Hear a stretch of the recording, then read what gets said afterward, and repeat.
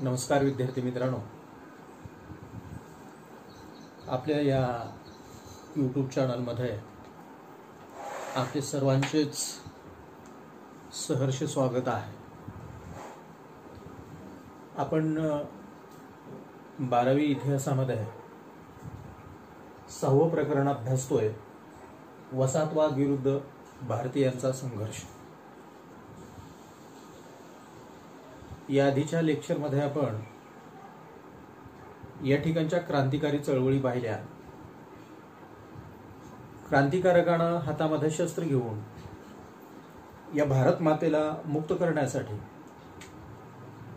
कशा पद्धतीचे लढे या ठिकाणी क्रांतिकारी स्वरूपाचे हाती घेतले, यामध्ये अनेक आपण क्रांतिकारकाचा उल्लेख केला, त्यांचं कार्य आपण पाहिले। त्यानंतर या ठिकाणी भारतीय स्वातंत्र्य लढ्यामध्ये सर्वात मोठं योगदान ज्या नेतृत्वानं दिलं, त्या नेतृत्वाचा आता आपल्याला विचार करावायचा आहे। म्हणजे पुढचा भाग आपला जो आहे तो आहे महात्मा गांधीजींची निशस्त्र प्रतिकाराची चळवळ। महात्मा गांधीजी आणि त्यांची निशस्त्र प्रतिकाराची चळवळ किंवा प्रतिकार चळवळ, जी की महात्मा गांधीजींची अहिंसात्मक स्वरूपाची ही चळवळ आहे।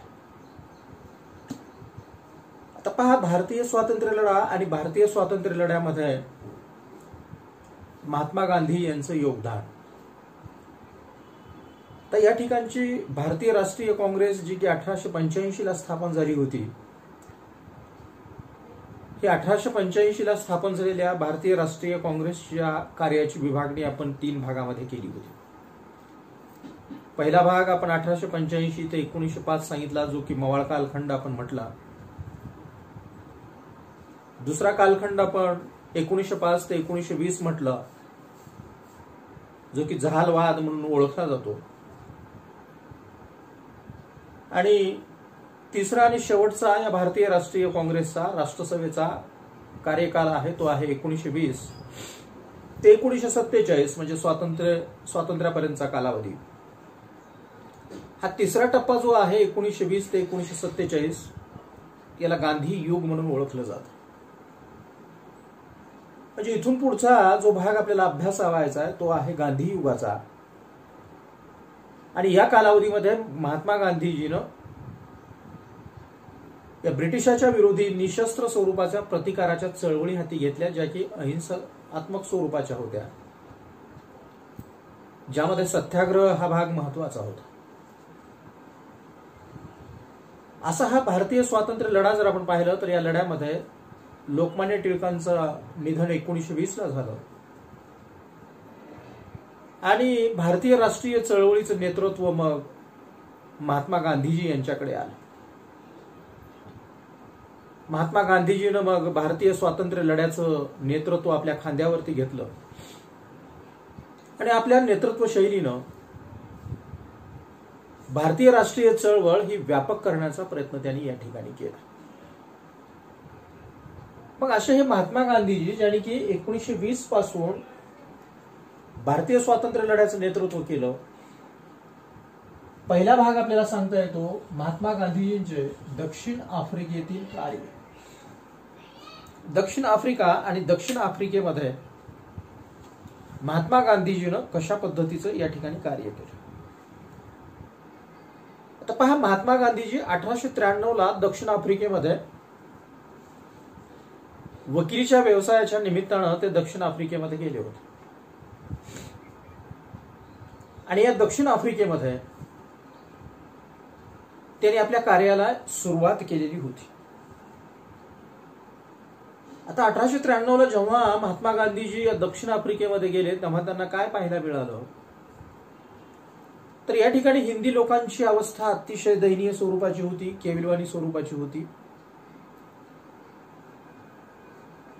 कृष्णवर्णीयांची अवस्था अतिशय बिकट होती। त्यांना हीन दर्जाची, तुच्छतेची वागणूक या ठिकाणी दिली जात होती। काळा आणि गोरा हा वंशीय भेद या ठिकाणी मोठ्या प्रमाणात केला जात होता। आणि त्यामधूनच या ठिकाणच्या कृष्णवर्णीय लोकांवरती, हिंदी लोकांवरती विविध स्वरूपाचे जाचक असे निर्बंध या ठिकाणी लादण्यात आलेले होते. मानहानी करणारे कायदे या दक्षिण आफ्रिकेमध्ये अस्तित्वात होते. काळा आणि गोरा असा वर्णभेद या ठिकाणी तीव्र स्वरूपाचा होता. आणि काळा आणि गोरा हा जो भेद या ठिकाणी तीव्र स्वरूपाचा आहे तो नष्ट व्हावा यासाठी महात्मा गांधीजीनं अहिंसा आणि कायदेभंगाच्या मार्गानं आपण म्हणूया महात्मा गांधीजीनं या ठिकाणी सत्याग्रह हाती घेतले. या अन्यायी कायद्याच्या विरोधी सत्याग्रह त्यांनी हाती घेतले आणि आफ्रिकेमधील या सत्याग्रहाच्या आंदोलनाला गांधीजींना यश आलं. जे की जाचक स्वरूपाचे निर्बंध या ठिकाणी लादण्यात आलेले होते त्याच्या विरोधी जो सत्याग्रह गांधीजींना आफ्रिकेमध्ये हाती घेतला, जो संघर्ष केला, त्यामध्ये गांधीजींना यश आलं. आणि असं हे सत्याग्रहाचं आंदोलन आफ्रिकेमध्ये करून महात्मा गांधीजी मग भारतामध्ये परतले. 1915 महात्मा गांधीजी भारतामध्ये आले आणि त्या ठिकाणी भारतामध्ये परतल्यानंतर त्यांनी या ठिकाणी एक वेगळं आंदोलन हाती घेतलं. ते आहे चंपारण सत्याग्रह.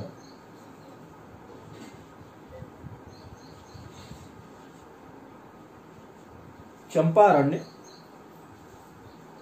सत्याग्रह. तर पहा, गांधीजीचं भारतातलं या ठिकाणी झालेलं आगमन, जे 1915 गांधीजी भारतामध्ये परत आले आणि भारतामध्ये परत आल्यानंतर त्यांनी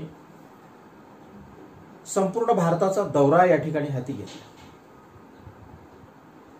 भारतीय समाजाची धार्मिक स्थिती काय, राजकीय स्थिती काय, सामाजिक स्थिती काय, या सर्व परिस्थितीचं त्यांनी सूक्ष्मपणे अवलोकन या ठिकाणी केलं. भारत भ्रमण त्यांनी केलं आणि या कालावधीमध्ये त्यांनी अहिंसा आणि सत्याग्रह याची माहिती भारतीय माणसांना या ठिकाणी दिली. अहिंसा आणि सत्याग्रह याची माहिती त्यांना भारतामध्ये दिली. याच कालावधीमध्ये त्यांचं लक्ष गेलं ते बिहार प्रांतामध्ये. बिहार प्रांतामधील चंपारण्याचा जो भाग आहे, बिहार प्रांतातील चंपारण्याचा जो भाग आहे, या ठिकाणी काय होते तर निळीचे मळे होते. ज्या की निळीच्या मळ्यावरती ब्रिटिशाची मालकी होती. ब्रिटिशाच्या मालकीचे निळीचे मळे या ठिकाणी होते. आणि मग अशा या निळीच्या मळ्यामध्ये काम करणारा भारतीय मजूर,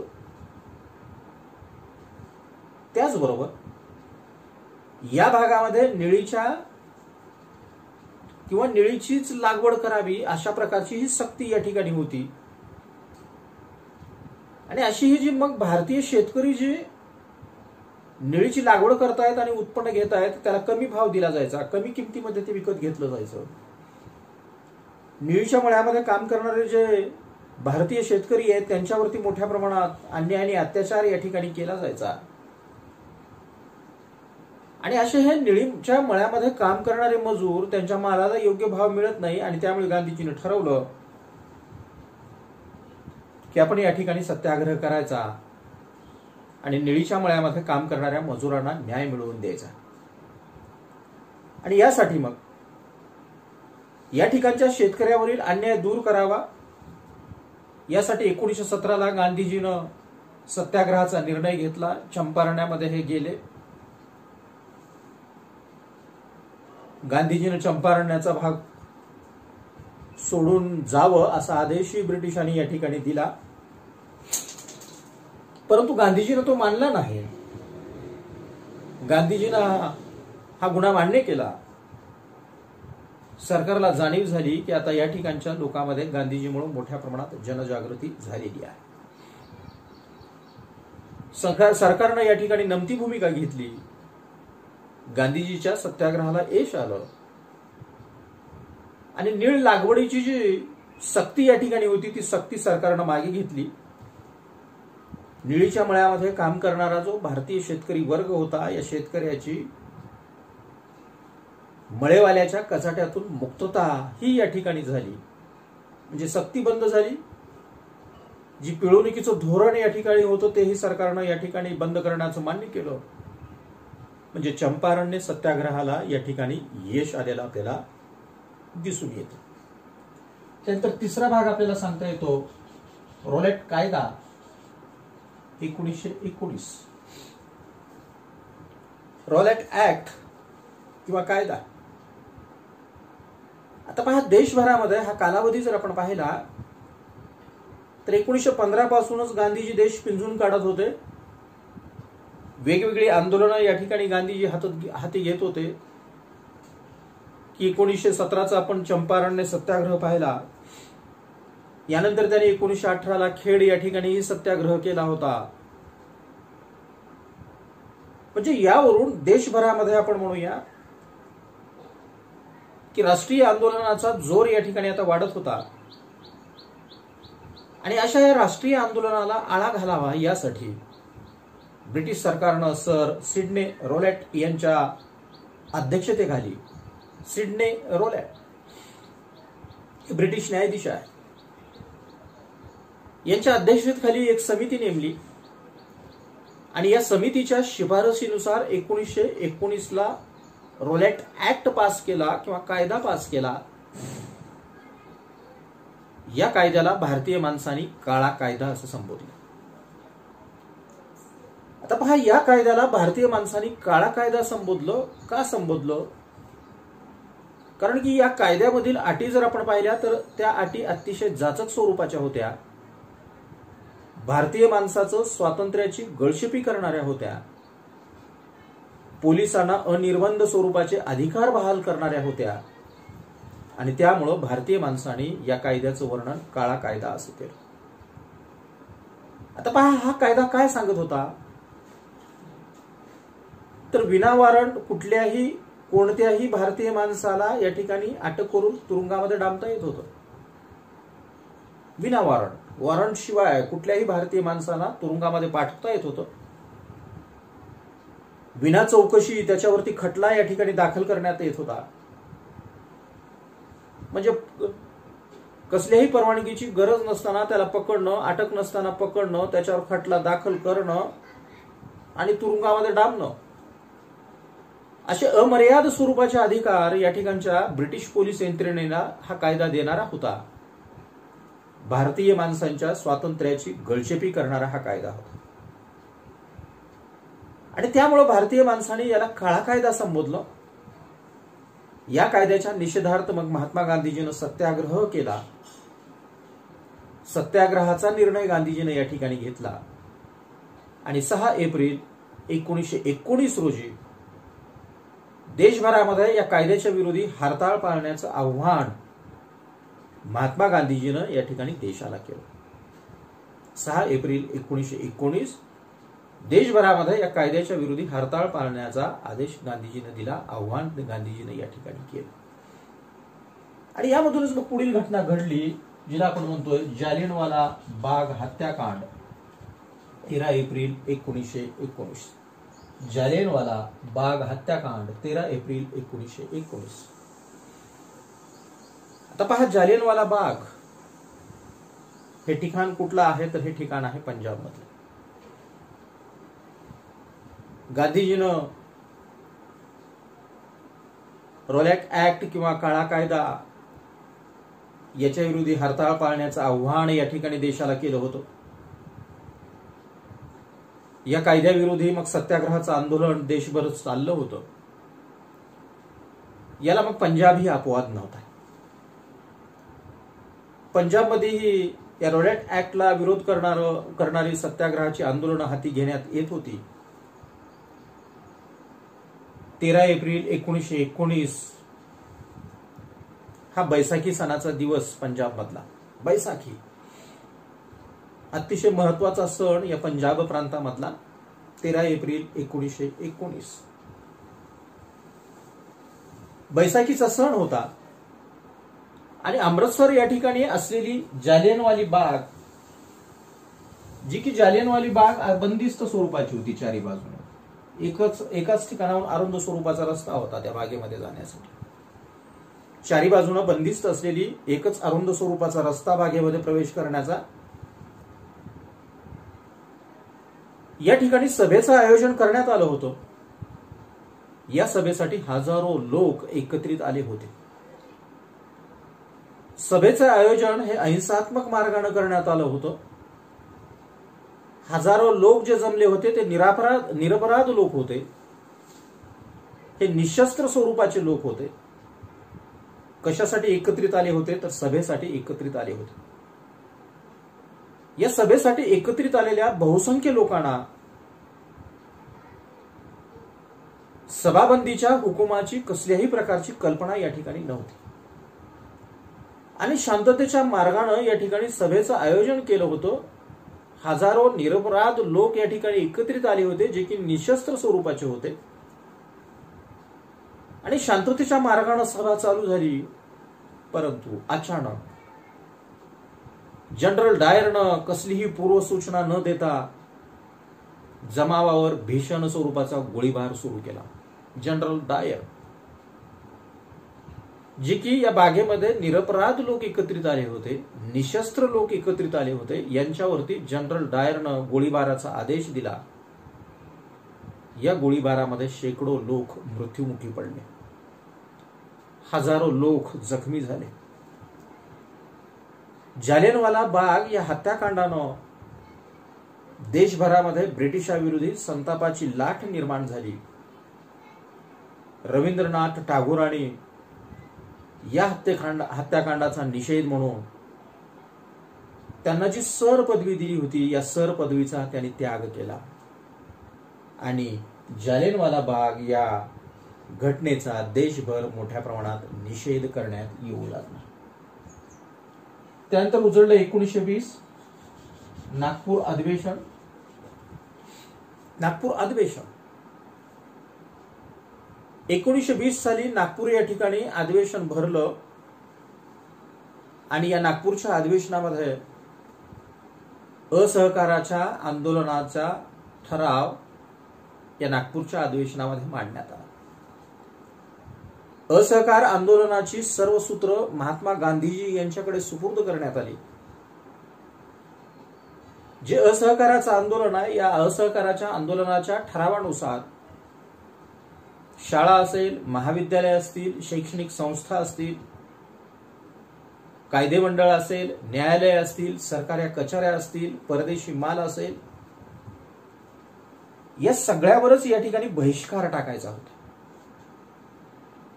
शाळा, महाविद्यालय, कायदे मंडळ, न्यायालय, सरकारी कचेऱ्या, परदेशी माल या सगळ्यावरती या ठिकाणी बहिष्कार टाकायचा होता. म्हणजे बहिष्काराचं हत्यार आता या असहकाराच्या आंदोलनामधून भारतीय माणसांनी हाती घेतलं होतं. मग असा हा ठराव पास झाला आणि त्यानुसार असहकाराची चळवळ 1920 ला या ठिकाणी आणली. तर पहा, ही जी असहकाराचे आंदोलन जे महात्मा गांधीजीच्या नेतृत्वाखाली हाती घेतलं, हे ब्रिटिश सरकारच्या विरोधी भारतामधली सर्वात मोठी चळवळ होती. ब्रिटिशाविरोधीची भारतामधली ही सर्वात मोठी चळवळ होती. महात्मा गांधीजींचा ब्रिटिशाच्या न्यायप्रियतेवरती जो विश्वास होता तो आता कमी झाला होता. कारण की 1920 पर्यंतच्या घटना जर आपण पाहिल्या तर या घटनेमधून गांधीजी व्यथित झाले होते, गांधीजी दुःखी झाले होते आणि त्यामुळे मग अशा या ब्रिटिशाच्या विरोधी जे की दडपशाही करतायत, अन्याय करतायत, अत्याचार करतायत, यांची ही जुलमी सत्ता या ठिकाणी घालवून देण्यासाठी महात्मा गांधीजीने या ठिकाणी असहकाराचं आंदोलन हाती घेतलं. आता हे जे असहकाराचं आंदोलन हाती घेतलं, याला बरीचशी कारणे कारणीभूत होती. तर भारतामध्ये प्रखर असा राष्ट्रवाद निर्माण झाला होता. या ठिकाणी जो दुष्काळ पडतोय, नैसर्गिक आपत्ती येते, रोगराई जी निर्माण होते, या संबंधी ब्रिटिशाची उदासीन स्वरूपाचं धोरण या ठिकाणी होतं. पहिल्या महायुद्धाच्या काळामध्ये ब्रिटिशांनी या ठिकाणी जुलमी स्वरूपाचा राज्यकारभार केलेला होता. काँग्रेस आता लोकांमध्ये लोकप्रिय झालेली होती. जालियनवाला बाग हत्याकांड या ठिकाणी ब्रिटिशांनी घडवलं होतं. म्हणजे यासारखी अनेक कारणं या असहकार आंदोलनासाठी कारणीभूत असलेली आपल्याला दिसून येतात. आणि यामधूनच मग असहकार चळवळीचा कार्यक्रम या ठिकाणी जाहीर करण्यात आला. आता या असहकार चळवळीच्या कार्यक्रमामधून काय सांगितलं त्यांनी, तर भारतीय माणसांना ज्या काही पदव्या मिळालेल्या आहेत, ज्या मानाच्या जागा मिळालेल्या आहेत, जी अधिकार पद मिळालेली आहेत, त्याचा भारतीय माणसांनी त्याग करावा. सरकारी सभा असेल, समारंभ असेल, उत्सव असेल, यावरती बहिष्कार टाकावा. सरकारी शाळा आहे, महाविद्यालय आहे, विद्यापीठ आहेत, यामध्ये शिक्षण घेत असलेल्या विद्यार्थ्यांनी त्यावरती बहिष्कार टाकून राष्ट्रीय शाळेमधून शिक्षण घ्यावं. ब्रिटिशाच्या न्याय व्यवस्थेवरती, न्यायालयावरती बहिष्कार टाकावा आणि न्याय निवाड्यासाठी स्वतंत्र आपल्या न्यायपंचायती स्थापन कराव्या. कायदेमंडळाच्या निवडणुकावरती बहिष्कार घालावा. परदेशी मालावरतीही बहिष्कार टाकावा. या प्रकारचा कार्यक्रम मग या असहकार आंदोलनामधून या ठिकाणी जाहीर करण्यात आला. यानुसार 1 ऑगस्ट 1920 ला महात्मा गांधीजीनं कैसरीय हिंद या पदवीचा त्याग केला. सुभाषचंद्र बोस यांनी ICS पदवीचा त्याग केला. याचं अनुकरण मग देशभरामध्ये सुरू झालं. चित्तरंजन दास असतील, मोतीलाल नेहरू असतील, वल्लभभाई पटेल असतील, राजगोपालाचारी असतील, या सगळ्यांनीच वकिली व्यवसायाचा या ठिकाणी त्याग केला. चळवळीनं देशभरामध्ये मोठ्या प्रमाणात या ठिकाणी जोम धरला. परदेशी कपड्याच्या होळी ठिकठिकाणी पेटू लागल्या. शेतकरी वर्ग ही उत्स्फूर्तपणे या आंदोलनामध्ये, असहकाराच्या आंदोलनामध्ये सहभागी झाला. कामगार वर्गानेही संप पुकारले आणि कामगार वर्ग ही असहकार आंदोलनामध्ये सहभागी झाला. विद्यार्थ्यांनी शाळा आणि महाविद्यालय जाणं बंद केलं. शाळा आणि कॉलेज ओस पडले. 1921 हे एक वर्ष जर आपण पाहिलं तर साधारणतः 396 संप या 1 वर्षामध्ये कामगारांनी केले. राष्ट्रीय सभेच्या कार्यकर्त्यांनी ठिकठिकाणी संपाचं नेतृत्व या ठिकाणी केलं. स्वराज्य आणि स्वदेशाचं प्रतीक असलेला चरखा आता घरोघर या ठिकाणी पोहोचला. परंतु दुर्दैवी घटना घडली. उत्तर प्रदेशमधील चौरी चौरा या ठिकाणी हिंसक आंदोलन झालं. पोलीस स्टेशनला आग लावण्यात आली. यामध्ये 1 फौजदार आणि 21 पोलीस जळून खाक झाले आणि त्यामुळे गांधीजी व्यतीत झाले. कारण की आंदोलन सुरू करत असतानाच गांधीजी अट होती की हे आंदोलन अहिंसात्मक मार्गाने लढलं पाहिजे. आणि मग अशी ही हिंसक घटना या चौरी चौरा या ठिकाणी घडली आणि त्यामुळे फेब्रुवारी 1922 ला महात्मा गांधीजीनं असहकाराचं आंदोलन या ठिकाणी मागे घेतलं. जे की आंदोलन आता भारताला स्वातंत्र्य मिळेल इथपर्यंत पोहोचलं होतं, परंतु या हिंसक आंदोलनामुळं, हिंसक कृत्यामुळं गांधीजीनं हे आंदोलन मागे घेतलं. जवळजवळ हे आंदोलन 1.5 वर्ष चाललं होतं. असा हा असहकार चळवळीचा अभूतपूर्व लढा आपल्याला या ठिकाणी सांगता येतो, जो की अभूतपूर्व स्वरूपाचा होता. त्यानंतरचं आंदोलन आहे कायदेभंग सत्याग्रह 1930. कायदेभंग सत्याग्रह. ब्रिटिशांनी या ठिकाणी जे काही जुलमी कायदे केले होते, भारतीय माणसावरती अन्याय आणि अत्याचार करणारे जे कायदे या ठिकाणी ब्रिटिशांनी आणले होते, त्या कायद्याचा निषेध करण्यासाठी महात्मा गांधीजीनं कायदेभंगाचं आंदोलन या ठिकाणी हाती घेतलं. कायदेभंगाची चळवळ त्यांनी 1930 ला या ठिकाणी हाती घेतली. ब्रिटिशांनी जे अन्यायी कायदे केलेले ते या ठिकाणी मोडायचे. आणि मग असा हा अन्यायी कायदे मोडण्यासाठी की ज्यामध्ये जीवन आवश्यक असलेल्या मिठावरतीही ब्रिटिशांनी या ठिकाणी कर लादला होता. आणि मग असा हा अन्यायी कर देणं बंद करायचं, अन्यायी कर द्यायचा नाही, यासाठी गांधीजीनं मग सत्याग्रहाचा मार्ग अवलंबला आणि 12 मार्च 1930ला साबरमती आश्रमातून हे निघाले.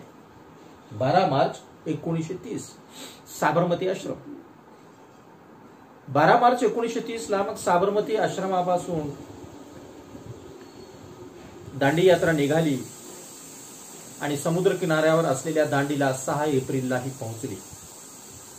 आणि 6 एप्रिल रोजी दांडी या ठिकाणच्या समुद्र किनाऱ्यावरचं गांधीजीनं मीठ उचललं आणि या ठिकाणचं मीठ उचलून कायद्याचा भंग गांधीजीनं केला. आणि या पद्धतीनं मग ही सविनय कायदेभंगाची चळवळ पूर्ण भारतामध्ये या ठिकाणी निर्माण झालेली आपल्याला दिसून येते. त्यानंतरचा भाग आहे आझाद हिंद सेना. आझाद हिंद सेना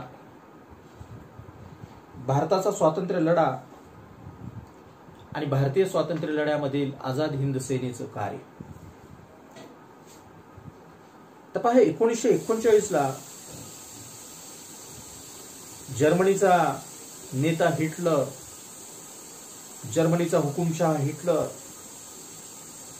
यांनी युरोपमध्ये दुसऱ्या महायुद्धाची ठिणगी पाडली. म्हणजे 1939ला दुसरं महायुद्ध सुरू झालं जर्मनीचा हुकुमशहा हिटलर यामुळं. आणि ब्रिटिशांनी या महायुद्धामध्ये भारत इंग्लंडच्या बाजूनं उतरत असल्याचा निर्णय जाहीर केला. भारत इंग्लंडच्या बाजूनं या महायुद्धामध्ये उतरत असल्याचं जाहीर केलं. महात्मा गांधीजीनं आणि काँग्रेसनं ब्रिटिशाच्या या घोषणेचा विरोध केला. आता पहा दुसरं महायुद्ध जर आपण पाहिलं तर 2 राष्ट्राच्या गटामध्ये लढलं जात असलेलं हे महायुद्ध होतं.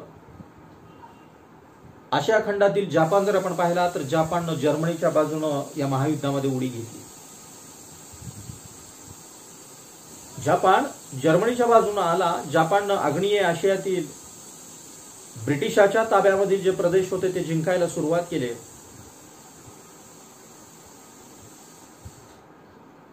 आग्नेय आशियामधील ब्रिटिशाच्या ताब्यामधील जे प्रदेश आहेत ते जपाननं जिंकायला सुरुवात केली. अनेक भारतीय सैनिक जपानच्या हाती या ठिकाणी लागले. जपानच्या हाती अनेक भारतीय सैन्य जे की ब्रिटिशाच्या बाजूने लढत होते ते हाती लागले. त्यातून रास बिहारी बोस यांनी आझाद हिंद सेनेची स्थापना केली. रास बिहारी बोस आझाद हिंद सेनेची स्थापना. आणि अशा या आझाद हिंद सेनेची स्थापना करून त्याचं नेतृत्व त्यांनी सुभाषचंद्र बोस यांच्याकडे दिलं. नेताजी सुभाषचंद्र बोस यांच्याकडे सेनेचं नेतृत्व दिलं. आणि त्याने मग लष्करामध्ये गांधी ब्रिगेड, नेहरू ब्रिगेड स्थापन केली. महिलांसाठी त्यांनी झाशीची राणी पथक सुद्धा आपल्या सैन्यामध्ये निर्माण केलं. 1943 मध्ये सिंगापूर येथे त्यांनी आझाद हिंद सरकारची स्थापना केली. अशा या आझाद हिंद सरकारला 13 राष्ट्रांना मान्यताही आपल्याला दिलेली दिसून येते. 13 राष्ट्रांनी मान्यता दिली. तिरंगा ध्वज हे आझाद हिंद सेनेचं या ठिकाणी निशाणी होती. म्हणजे यांनी आपल्या सरकारची स्थापना केली. 13 राष्ट्रांनी मान्यता दिली. 1943च्या अखेरीस हे अंदमान आणि निकोबार बेटही यांनी आपल्या ताब्यामध्ये घेतली.